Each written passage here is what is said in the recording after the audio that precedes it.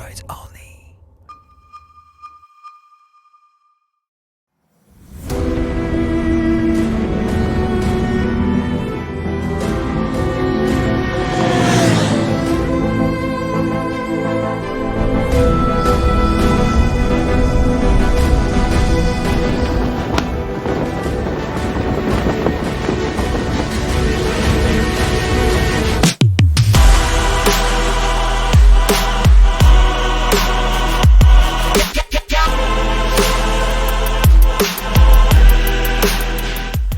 Salut à tous, aujourd'hui nous sommes sur le circuit de Kyalami en Afrique du Sud. Un circuit qui n'est plus guère utilisé pour les championnats de vitesse internationaux, même si ce tracé a fait partie du calendrier du mondial Superbike. Alors si nous sommes ici aujourd'hui, c'est pour tester le nouveau Bridgestone S23, un pneumatique super sport, donc à vocation sportive pour la route et occasionnellement sur circuit, pour les hyper sportives et pour les roadsters sportifs, et qui vient remplacer le S22, un pneumatique particulièrement bien connu en France et très populaire.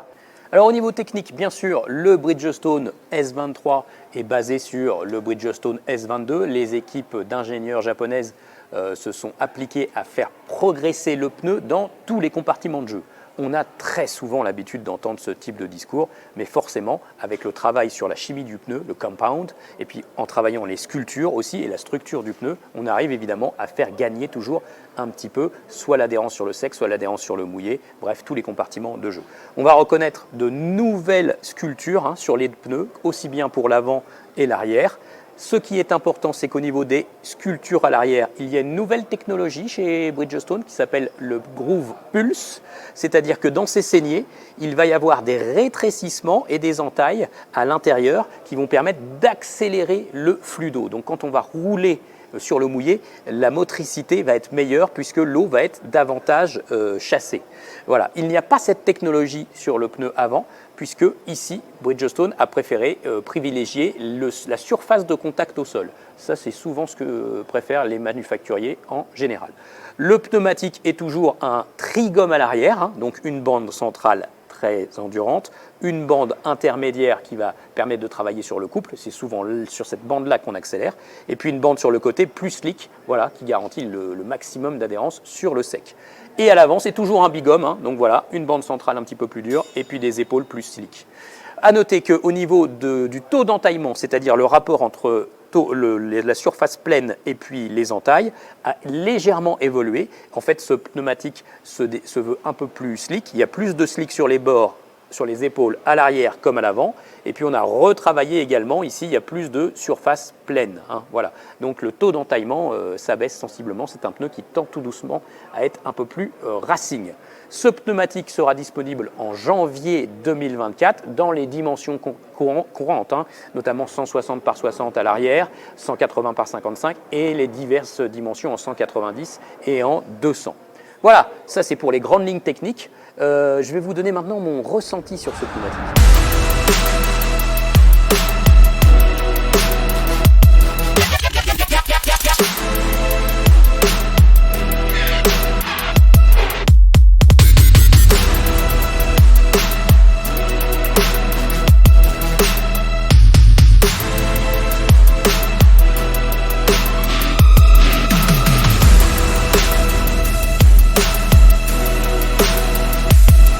Ok, il est temps de conclure. Alors, en fait, nous avons roulé majoritairement sur le sec, mais par chance, nous avons eu quelques beaux grains aussi sur ce circuit de Kyalami. Alors, il faut avouer que ce pneumatique monte très vite en température. J'ai eu du mal d'ailleurs dans la journée à trouver une moto qui était vraiment en pneus froids. Donc, il a fallu que je pioche un peu dans les motos présentes. Et avec une Z900, j'ai trouvé une moto en pneus froids. Donc, j'ai pu voir la montée en température de ce pneumatique par une température d'environ 20-25 degrés. C'est vrai qu'il monte très vite en température, on a tout de suite confiance. Ce que l'on remarque souvent avec les pneumatiques Bridgestone, c'est qu'on a beaucoup de confiance dans le pneu avant. Et bien là, ça se vérifie. on a vraiment confiance dans ce pneu. On peut freiner très fort en ligne, l'ABS ne se déclenche pas. Et puis la mise sur l'angle, elle est sécurisante. Alors c'est vrai, d'accord, qu'on n'est pas sur un Racing Street, un pneumatique encore plus sportif sur lequel on va garder beaucoup de freins sur l'angle, etc. Là, il faut quand même être un peu prudent. Malgré tout, il y a vraiment beaucoup de marge. Il suffit de voir Jeremy McWilliams me dépasser comme une balle ou Sylvain Guintoli et on se dit que là, franchement, ce pneumatique, c'est sûr qu'il adhère et qu'il a un haut niveau sportif. Au niveau de la traction, là aussi, c'est très sécurisant. La grosse KTM Super Duke Air, c'est une moto qui martyrise les pneumatiques. Hein. Voilà, et bien là, elle se cale très très bien en sortie de virage. Elle se cale, on accélère et on n'a pas trop de mouvement. On voit qu'il y a une ribambelle d'électronique qui rentre en action sur le tableau de bord avec tous les voyants qui s'illuminent. Mais la moto, elle trace bien, elle est impeccable.